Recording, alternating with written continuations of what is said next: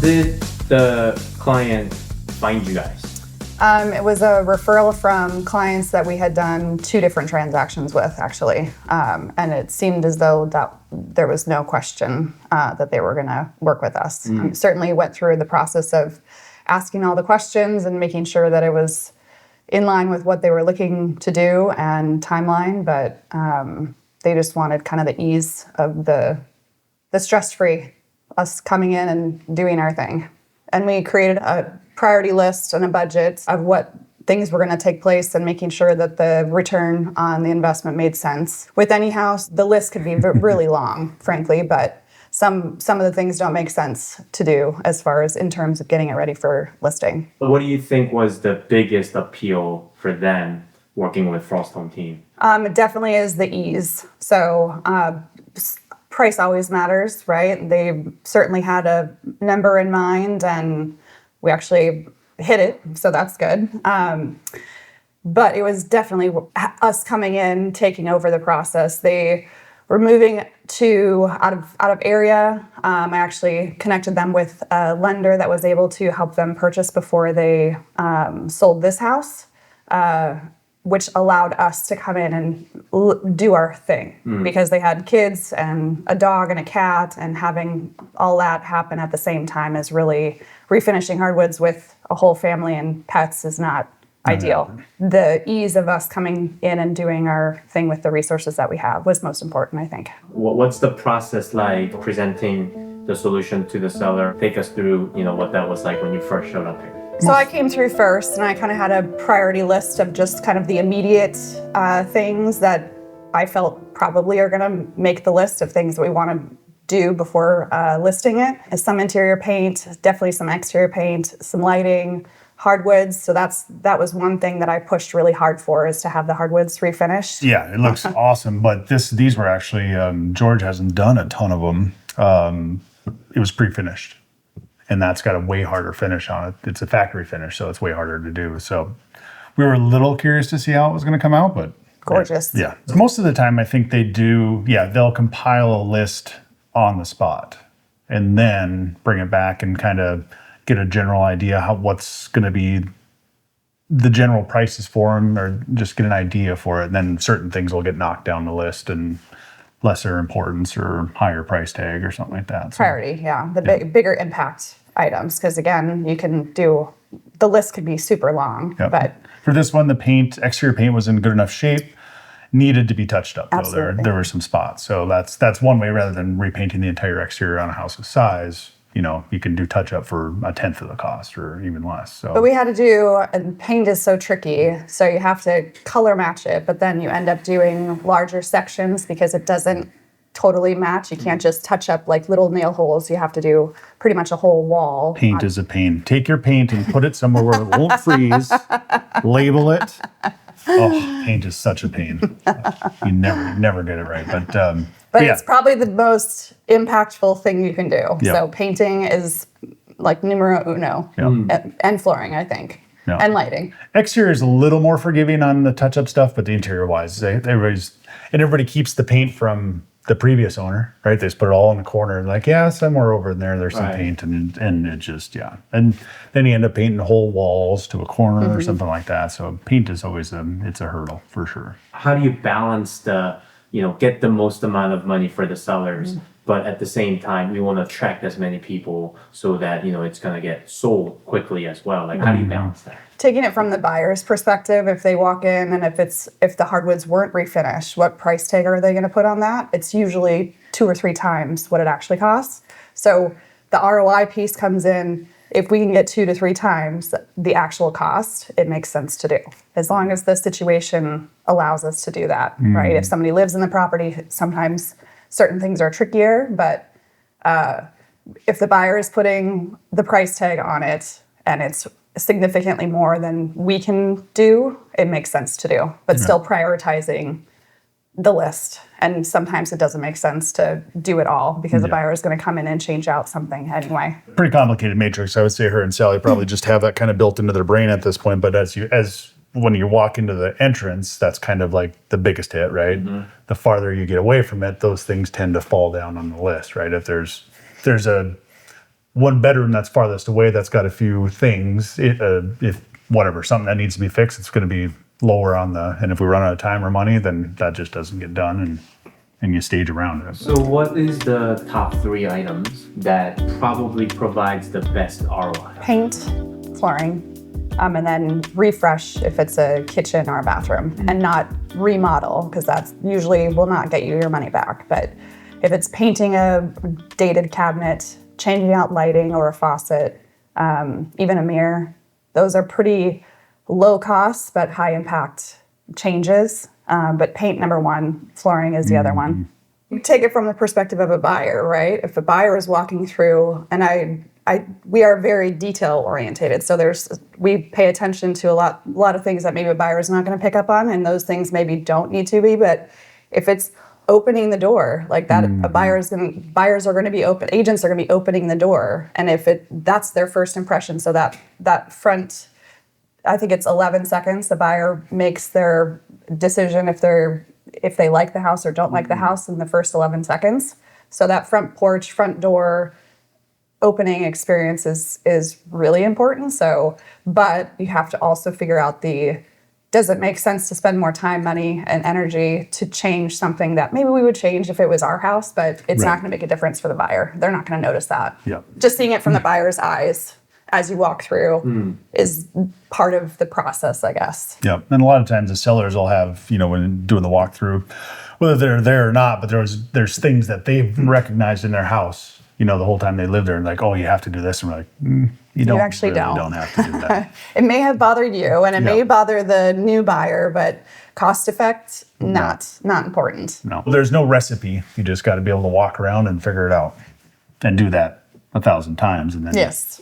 And then it all makes experience sense. makes a difference. Yeah. You do it for 25 years and it becomes more natural, Yeah. easy. So speaking of the kitchen, like where did this super bold green come from? Seller did it a couple years ago. It's a fabulous color, but it's really very specific because there were definitely buyers that were like, I don't think I could do that green, and then others that were, I think you either love it or you hate it, right? Or don't like it. I mean, maybe it's kind of in there, but you just can't get around actually having it yours. But that's the thing with we could have considered, I just think it's a high impact area and really pretty, and could have been the X factor too for some buyers. But the other thing is describing to buyers, paint is really easy. So if you really don't like it, painting over the green is not going to be super difficult. No. So it shouldn't be the decision maker if you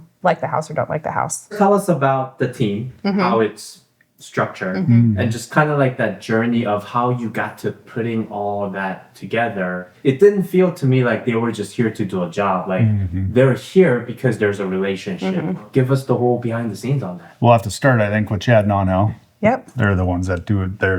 They work for us. They're they're the ones that work early and late. Everybody else will do it as well, but yeah, those are the guys that are moving furniture and fixing, building, painting, alongside myself and Steph, obviously. But so it starts with them, and then if you move down the line, certainly Rachel works with Stephanie as well, more on the real estate side, but she'll come out and help with staging. And then window washers. So Reflection of Perfection, they do all of our exterior, interior windows for all of the listings. Sometimes they'll do roof cleaning. For this one, they did roof cleaning. They also did pressure washing the back patio and resanding it, because the patio pavers require sand, and you could just pressure wash and then it would have a whole bunch of grooves in it. But they actually did that whole process, and it turned out really great. So they're fabulous. Fidel does a lot of our painting, interior, exterior, and Enrique for landscaping. We've worked with these people for over a decade, all of them over a decade, and some of them 20 plus years. Yeah. George, Northwest Hardwoods, so he does all of our hardwood refinishing. We're kind of a big family, frankly. So it's not a contractor that just comes out and does their jobs and leaves. Like, there's interaction, and they're great. Yep. No, everybody. More of a family, for sure. everybody cares about what it looks like when they're done. They don't just come out, do the job, take off. They know what we expect. Yeah. Sally too. We're skipping around, I guess, but Sally is an integral part of the staging and interior design consultation. She knows the inventory we have for staging. If there's certain pieces that I need to go source that are specific to this property, and that goes for every single listing. There's typically always something that I have to go find, if it's a piece of art or if it's, a different color pillow or That's what we need, more pillows. I know we have a lot of pillows, but pillows are important. They actually can make a huge difference. So, but yeah, sourcing materials, but she's very important in our whole process because it's another perspective and a design person's perspective as well. It helps narrow down the list and hone in on what we need.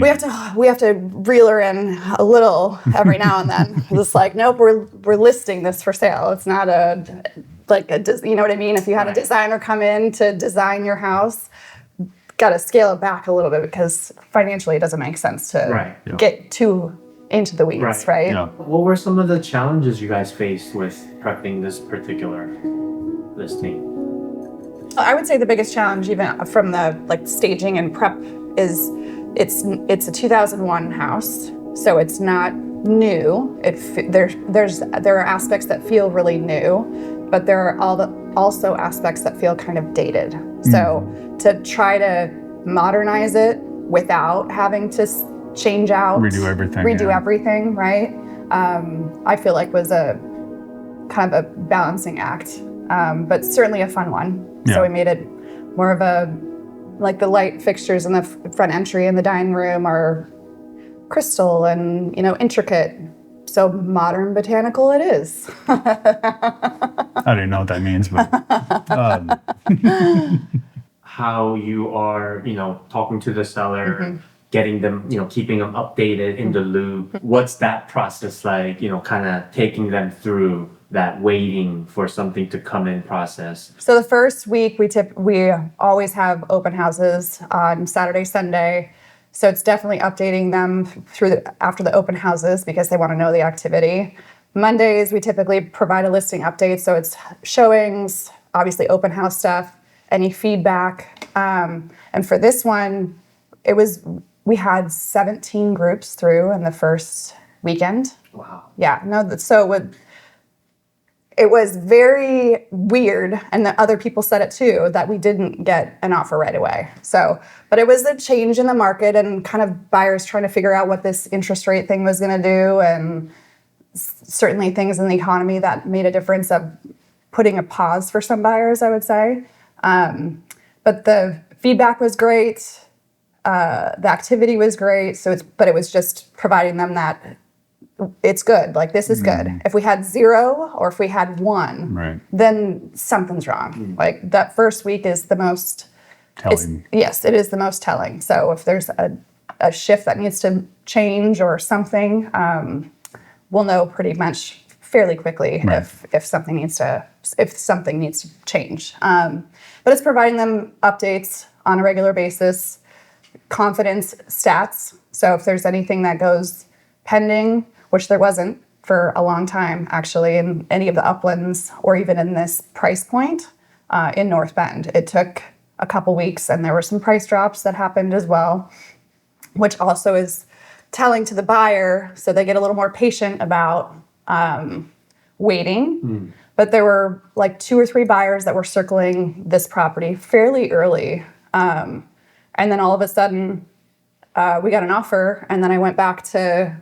those that were circling, and then we ended up with 2 offers at the same time, which helped. Good success, I guess. And you see it happen often where people, the agents get too emotional about the whole thing, and that's not their job. Their job is to take that out of it, separate themselves from the feelings that the seller should have, That the seller is having. Right. Yep. You can't have those, right? You have to be the intermediary and the person that, it's your job to get the best price possible. So if you bring emotion into it, you're just not going to do it. So you just have to compartmentalize your emotions with it. Yeah. Because you're the business side of this situation, and you have to provide that stability for the sellers so that they can make a good financial decision for themselves instead of an emotional one. People purchased in the Uplands kind of almost at the same time as well. And I think there's so many that are transitioning from a larger house and downsizing and moving out of area as well. So I think it was just the timing just hit right for a lot of the people that listed at the same time. So, but all different price points, different properties, but still over, all of them over 2 million, right? So we're talking 2 to 4 million, right. 4.5. So there's a range. So having 8 in that big of a price range isn't super crazy, but the Uplands doesn't have that many houses to begin with, right? Total. So it seemed like a lot at the time, for sure. But we had people come through ours and commend how the presentation that was compared to others that were on the market. Not even close. What would you say the actual value in you being the local community, not just the expert, but you're a member of the community because you guys live here. Like, what additional value does that bring to, when helping sellers be able to, get their listing sold?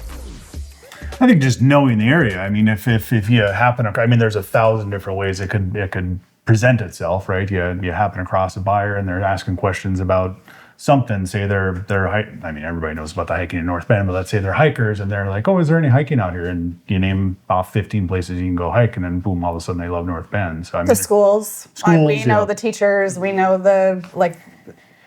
we know a lot about the schools. So if you want to know who the 5th grade teachers are, we can tell you, and we can tell you which ones we like the best. Right.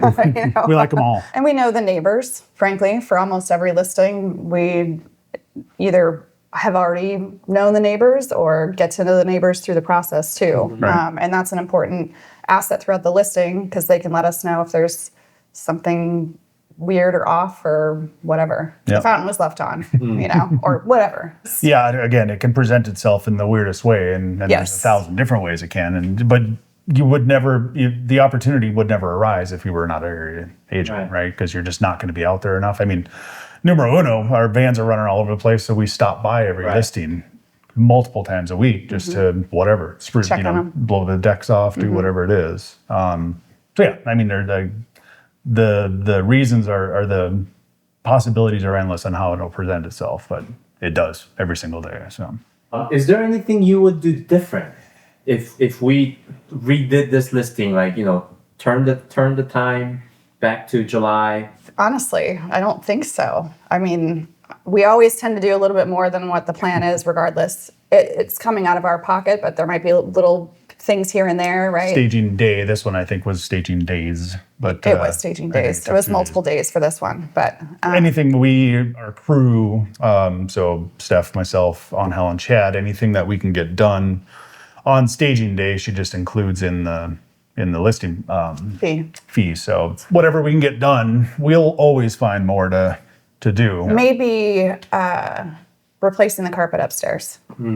But it was, again, budget based. We replaced carpet downstairs. Those two needed to be replaced for sure in the office and the family room, and refinished the hardwood floors. But that was probably one of the pieces of feedback that it's older. We cleaned them. We had them cleaned, and they did turn out great. But just feels worn. It feels worn. So maybe that. But again, that would be upping the budget and making sure that the sellers are okay with that. But just my perspective based on the hindsight, probably could have done. Yep. One of the very distinct advantage that you guys have over, most real estate agent or team is that, Frost Home Team has another arm, right? Remodel and design. When you make the list and present it to the seller, do you guys offer some type of flexible solution where they can still take advantage of it? Yes. So it's a concierge service, which goes back to prioritizing the list, coming up with estimates for each of them, a total budget. I will pay for that in advance and then get reimbursed at closing. So regardless of, but it does have to be our contractors. There have been others that said, well, my cousin can do it. That's on you then, because I don't know them. I can't vet them. I don't know their work. I know our guys' work. I know their results. I know what to expect. They know what to expect. They know what I expect. Right. So they, perform Right. that way. But yeah, so typically it's up to 25,000. I certainly have done more than that in certain circumstances, but it goes a long way. Absolutely. And yeah, and for a lot of sellers, they're transitioning and moving, and they don't necessarily have an extra, and they may be buying another house, or there's lots of costs that go into moving. So it provides us a resource for them that is really invaluable, actually, because they don't pay extra to have that Right. option. Yeah. For sure, Yep. for sure. Yep. They get a little bit better deal. Because for sure. They do. They do get a better deal. And even from like George, hardwood guy, we keep them busy enough that they offer us a discount, and actually they'll, even for our design or model clients, give them a Frost Home Team discount too. Yep. So even if they did separate from us, if they were just doing hardwoods, he provides a discount. If they were just doing paint, it's very hard, honestly, to beat our Yeah. pricing. Like, what advice would you have for maybe agents that are just starting out? I think you have to want to do better. Yes, that's the Right. thing. Like the product that we put out there, if it's a listing or if it's a remodel, our name is on it. We have to be proud of it. And I like things a certain way. Like, and there's a product that follows me, and agents actually know and recognize what we do. And they know that it's going to be presented well. Right.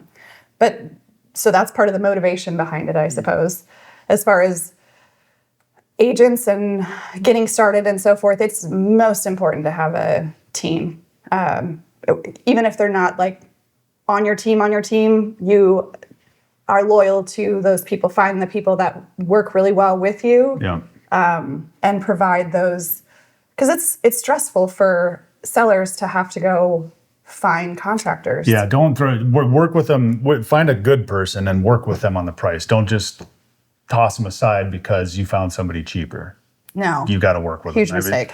That there's nothing worse than having to try and find new people. It's painstaking. So, yep, find a good person and work with them on price, and pay a little bit more if you have to at first, because eventually you'll get them.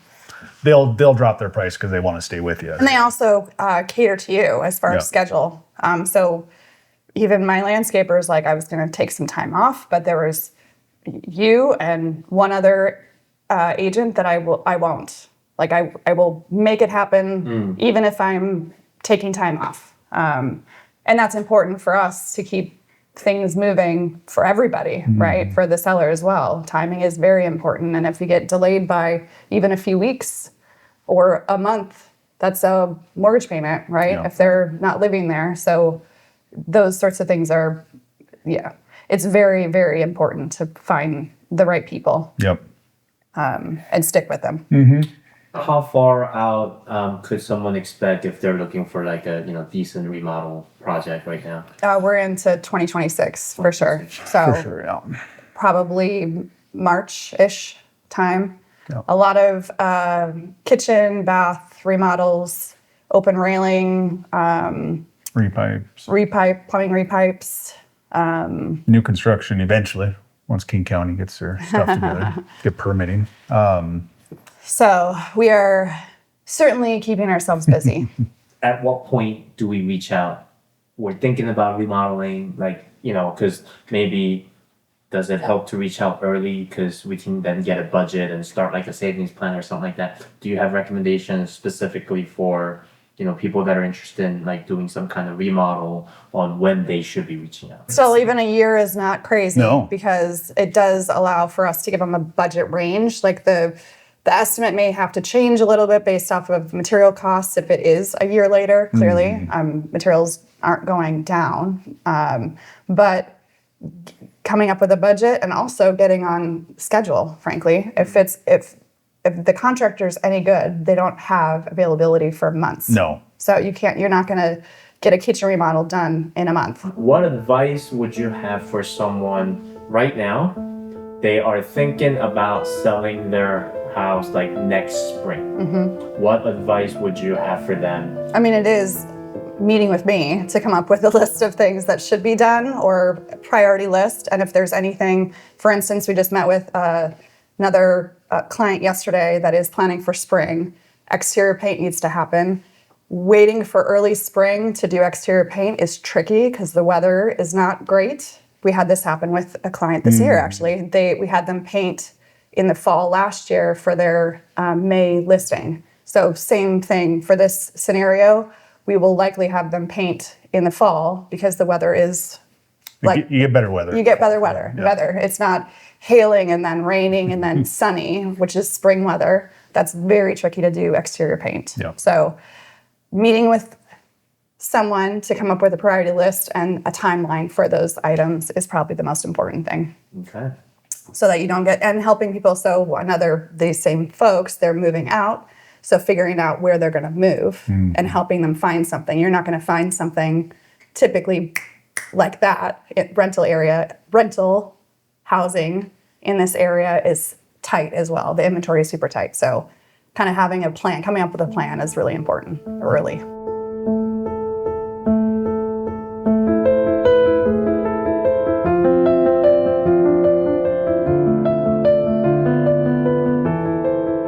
Gutters. Yeah, make sure your gutters are cleared out.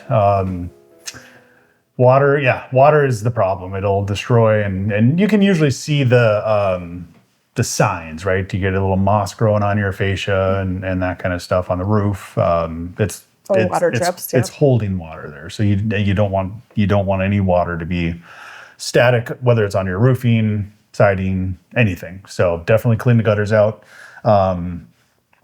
A lot of people we meet they've been in their house for 10 plus years, right? And they see certain things. Some people have a system, they get somebody come out and clean their gutters. But I was just thinking the other day, I'm like, people need to do home inspections more often. And for that scenario, and because they probably haven't gotten in their crawl space or attic in 10 years. Yep. So unless they have to. Yep. We do have a program where we actually do home maintenance, where it's a subscription base, so you just pay a monthly fee, and then we come out 4 times a year and do a very specific list, plus 2 hours of handyman service, and then of course gutters are included, check-in crawl space, attic, all that stuff is included in there. But we also do not a home inspection, what do we call it? A home.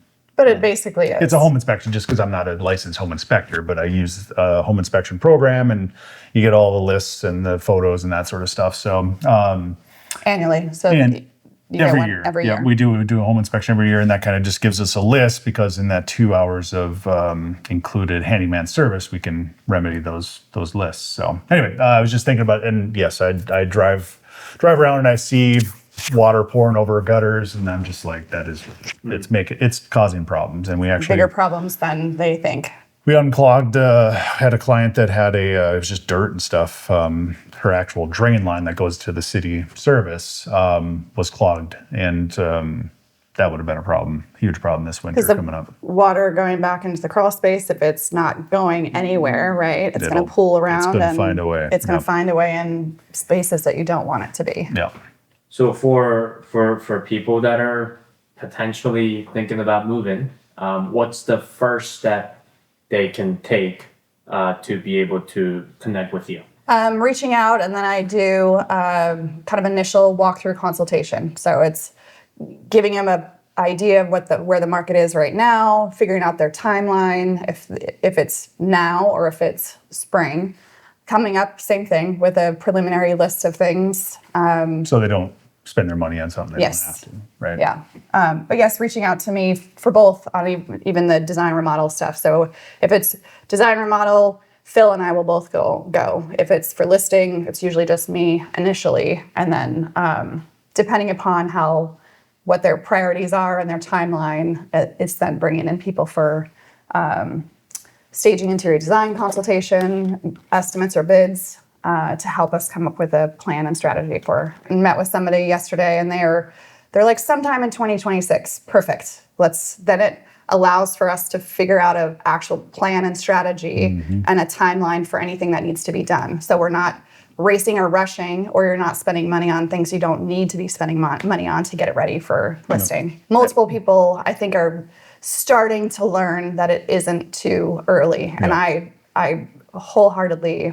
approve that. Yep. Absolutely. And a lot of people too, they're somewhere between 2 and 5 years out. Lots of people that are, and so then, and a lot of them want to enjoy their updates a little bit. So, but we're also, don't go too crazy if you're only going to be here 2 to 5. So and that's the design remodel situation that is happening as well. So we're meeting with clients that want to do some updates, but they're not going to be there forever. So it's us coming up with a plan that makes sense for them to enjoy it, but also later when it comes to resale, they're not losing money on what improvements we're making. Yeah, that stuff comes around. I mean, you could just go in and say, all right, we're going to give you a new bathroom. It's going to be 40 grand. And then you're not getting 40 grand out of a bathroom in 2 years. It doesn't help us or them if we maybe let's cut that in half. You can enjoy it for a few years, and then you'll get most of that back out of it. So.